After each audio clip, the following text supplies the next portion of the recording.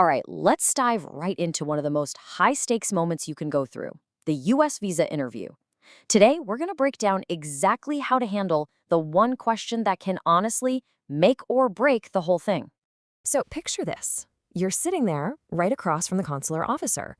Your palms are probably a little sweaty, and you just know that every single word you say matters. This is it. This is the moment that stands between you and your big plans, whether that's for school, a new job, or just a visit. Now, of all the questions they could possibly throw at you, there's one that seems so simple, you know? But don't let it fool you. It's absolutely packed with hidden meaning, and the way you answer it can change everything.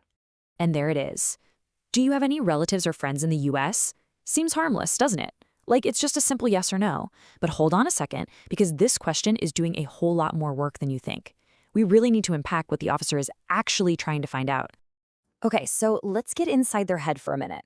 When they ask this, they are not just making small talk. What they're really doing is checking three things at once. First, they're sizing up how strong your connections are back home. Second, they're trying to figure out your immigration intent, which is basically a fancy way of asking, are you planning on staying here forever? And of course, third, they're testing your honesty. It's a major test all wrapped up in one simple question. So let's talk about the most straightforward path first. What if the answer is just no? Look, if this is the honest-to-goodness truth, then this is your answer. It's direct, it's honest, and it's complete. Don't add anything extra. Honesty is absolutely your best policy here. But what if the answer is yes? Okay, now this is where a little bit of strategy and really clear communication come into play.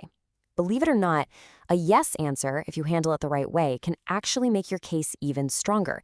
It shows you're confident, you're honest, and you're totally focused on why you're really there. So here is the secret sauce. The absolute key is to build your answer in two simple parts. First up is what we call the acknowledgement. This is where you just state the fact, plain and simple. No dancing around it. But the second part, that's the magic trick, the reassurance. This is where you immediately pivot right back to the purpose of your trip. Let's see how this works in real life. Yes, I have a cousin who lives in the United States. Bam, that's your honest acknowledgement. But I will be focusing on my studies during my program. And there it is, the powerful reassurance. You see how clean that is? It tells the officer, yep, I have connections, but that's not why I'm here. My focus is exactly where it's supposed to be. So if we zoom out for a second, what we're really looking at here isn't just a clever way to answer one question. It's a seriously powerful communication principle. It's a whole mindset. Let's give it a name. We'll call it the acknowledge and redirect principle. It's so simple, but so effective. You acknowledge the truth of whatever they asked, and then you immediately redirect the conversation back to your main, totally legitimate reason for the visit. It's all about controlling the story by being transparent and laser-focused on your purpose. And I want to be crystal clear here. This is not about hiding stuff or being evasive.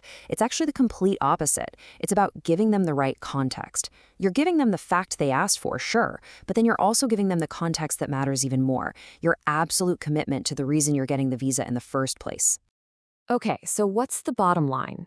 How do you actually take this whole strategy and make it work for you on the big day? It all boils down to these three simple steps. Number one, be honest. Just answer the question directly. Number two, provide reassurance. Right away, connect your answer back to the purpose of your visa. And number three, stay focused. Keep your answers short, sweet, and to the point.